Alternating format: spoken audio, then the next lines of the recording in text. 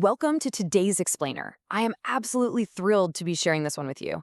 Today, we're going to completely strip away the complex math and those dizzying equations to take a deep dive into Thomas Sowell's iconic book, Basic Economics.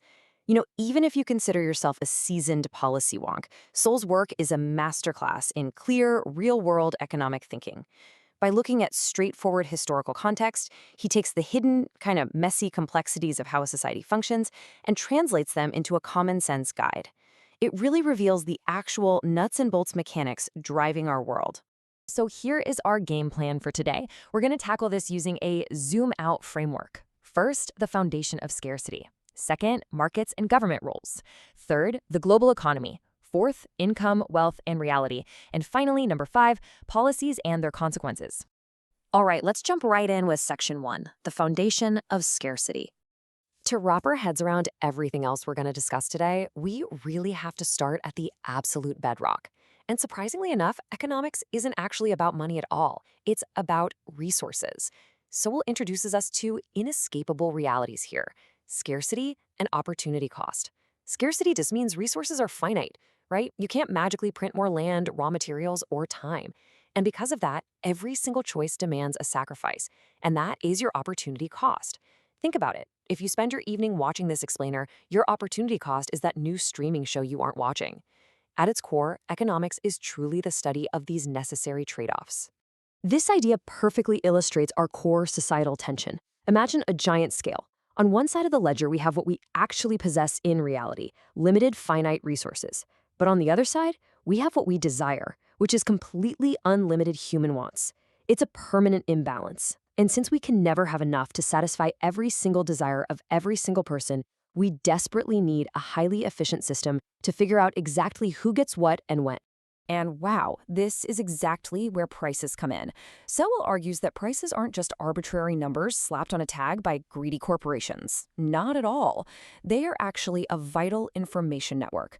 They act like a massive, decentralized traffic light system for the entire economy. So if a resource becomes scarce, its price goes up.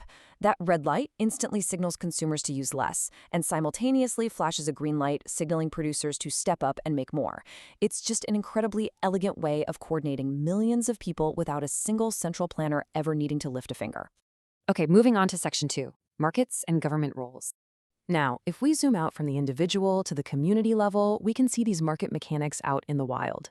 It operates in this continuous, highly responsive loop. Step 1, the forces of supply and demand are constantly clashing to ultimately determine those prices. And then, step 2, those prices ripple out, acting as immediate, actionable signals for businesses and consumers to make their very next move. It creates this constant feedback loop of efficiency, automatically guiding resources to exactly where they're valued most. Through some really fascinating historical analysis, Sowell makes a strong case for the market's profound power to self-regulate. When it's allowed to function, it is just remarkably efficient at allocating resources. But, he isn't an absolutist about it. He totally acknowledges that government intervention is entirely necessary in certain specific situations. The government plays an essential role in correcting market failures, protecting property rights, and maintaining the rule of law. However, his warning is loud and clear. History shows us over and over that over-intervention, like excessive tariffs, subsidies, or regulations, often creates far more problems than it solves. Which brings us to section 3, the global economy. Taking these mechanisms across international borders, Sowell tackles some massive global macroeconomic misconceptions head-on. For instance, he points out that trade deficits aren't necessarily a scoreboard of who is winning or losing. Often, they're simply a sign of a growing, dynamic economy that's attracting foreign investment. By examining the history of various countries and the logic of competitive advantage, he demonstrates the historically transformative power of free trade. His broader point here: interconnectedness and market liberalization genuinely allow developing and developed nations alike to thrive. Next up, section 4, income, wealth, and reality. Now we're zooming back into some of our most heated societal debates. Sowell uses empirical evidence to challenge prevailing narratives about a static wealth gap. A massive insight he brings to the table is that people rarely stay in the exact same income bracket their entire lives. Instead of just looking at abstract economic classes, he points us toward dynamic, real-world factors that actually drive mobility. Things like education, individual work habits, and the structure of government policies. Grasping these specific drivers is absolutely essential for understanding the true reality of income distribution over a human lifetime. Sowell imparts a really core argument here. Fostering economic growth is far, far more effective at improving living standards than relying primarily on wealth redistribution. Think of it like a pie. While redistributive measures aim to take the existing economic pie and just slice it differently, Sowell argues that policies enhancing growth actually bake a much larger pie, which lifts the baseline standard of living for everyone across the board. It's a really vital trade-off we have to consider when evaluating any social policy. And finally, Section 5, Policies and Their Consequences. So how do we actually apply all these principles to the policies shaping our society right now?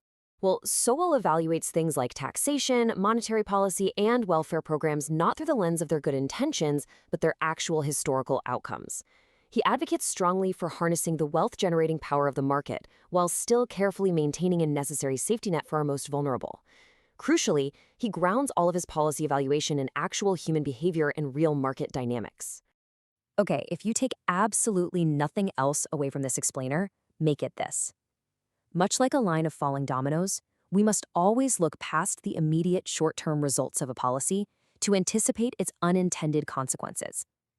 A policy might look absolutely fantastic on paper today, but if it disrupts those vital price signals or ignores the harsh reality of scarcity we explored earlier, well, it will inevitably knock over a series of dominoes, creating massive problems down the road. True economic thinking is stage 2 thinking. Armed with an understanding of scarcity, price signals, and the reality of trade-offs, you really don't need an economics degree to see how the world works. You just need common sense. So I'm going to leave you with this thought. The very next time a massive economic policy is proposed in your community, will you judge it by its political rhetoric and its good intentions, or will you actively look for those hidden dominoes it's about to knock over? Thanks so much for joining me on this explainer, and I'll catch you next time.